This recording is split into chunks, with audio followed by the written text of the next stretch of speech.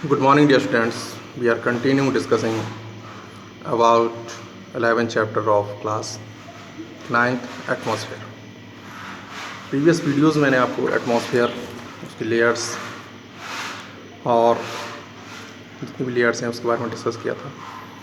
Stratosphere, troposphere, stratosphere, ozonosphere, mesosphere and last exosphere. Exosphere के बाद ये 480 किलोमीटर टू 980 किलोमीटर के अब ये जो लेयर है वो डिस्चार्ज फैली हुई है, और उसके बाद ये ख़त्म हो जाता है इसमें, क्योंकि टेम्परेचर इंक्रीज़ होता है और जो टेम्परेचर है वो 4000 के अब पहुंच जाता है। इसलिए उसके बाद क्या है क्या नहीं है ये पता करना बहुत मुश्किल हो जाता है।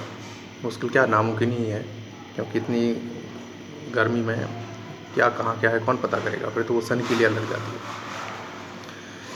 इम्पोर्टेंट ऑफ एटमॉस्फेयर मैंने आपको समझा दिया था। अब मैं आपको बताऊंगा, इस वीडियो में बताऊंगा important of ozone layer. Ozone O3 ये आपके स्ट्रेटोस्फेयर और ट्रोपोस्फेयर के बिटवीन पाई जाती है, बीच में पाई जाती है। इसका मेन काम क्या है? ये इसका मेन काम है कि ये सन से जो अल्ट्रावायलेट रेज आती हैं उनको ये ट्रैप कर लेता है, ओजोन लेयर ट्रैप कर लेती है और फिल्टर का काम करती है एक तरह से ये, और नीचे धूप और जो लाइट है वो नीचे आती है, और जो अल्ट्रावायलेट रेज हैं वो आप ऊपर ही वो ब्रेक कर लेती है, रोक लेती है।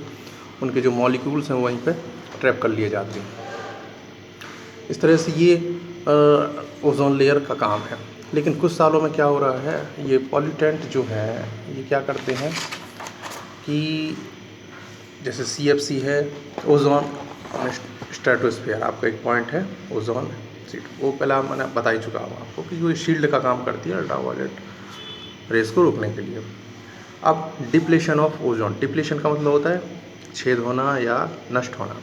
डिप्लेशन क्या होता है? आपने देखा हो फ्रिज वगैरह में जो ये रेफ्रिजरेटिंग गैसें हैं इनको कहते हैं क्लोरोफ्लोरोकार्बन, CFCs। ये क्या करती हैं कि ये ऊपर जाती है एटमॉस्फेयर में, और इसके साथ साथ जो सल्फर डाइऑक्साइड है, कार्बन डाइऑक्साइड है, और भी जो स्मोक है, जो आपका फॉसिल फ्यूल से निकलने वाला धुआं है, व्हीकल से निकलने वाला धुआं है, ये सारा का सारा मिलके उसी के साथ CFC के साथ ऊपर जाता है और ओजोन लेयर को कट करता रहता है।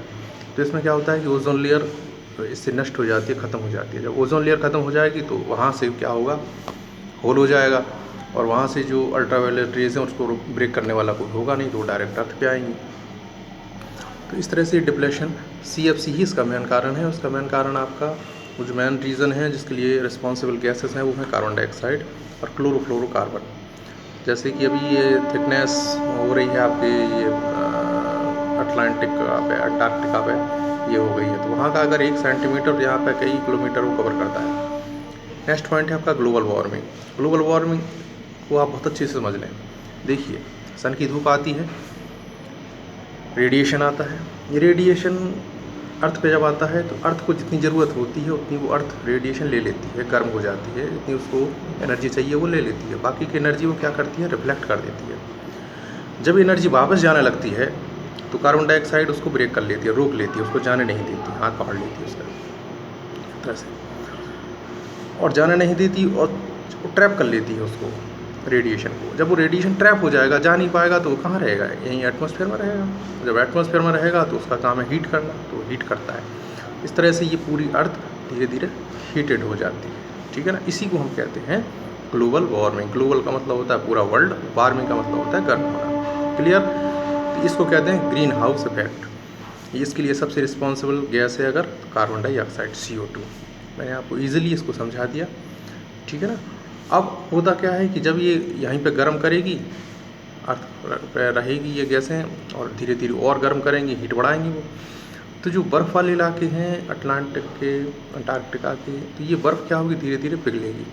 जब पिघलेगी तो ये पानी निकलेगा, नदियों में पानी आएगा, समुद्र में पानी आएगा। जब ये पानी ज़्यादा बढ़ेगा तो फ्लड आएंगी, बाढ़ें आएंगी।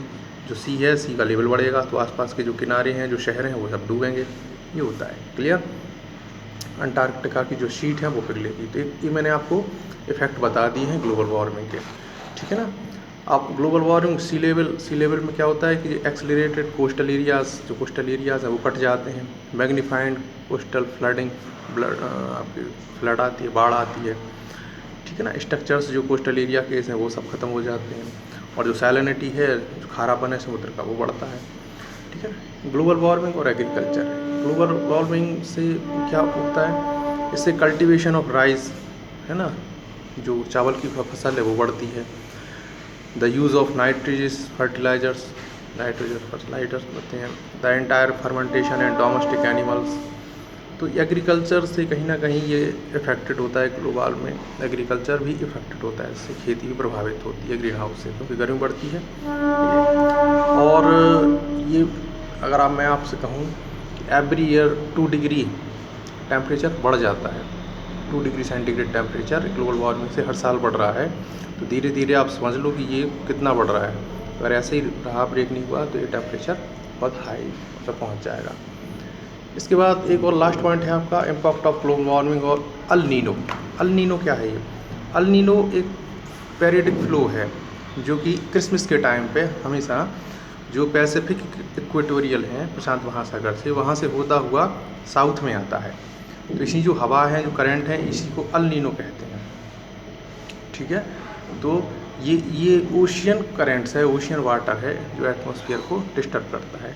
इसके अमेरिका और भी कंट्रीज से बड़ी ज़्यादा प्रभावित होती हैं। इसको आप पढ़ें, और जो भी आपको समझ में नहीं आए आप मुझसे ऑनलाइन क्लास में पूछें। ये चैप्टर भी आपका फिनिश होता है आज।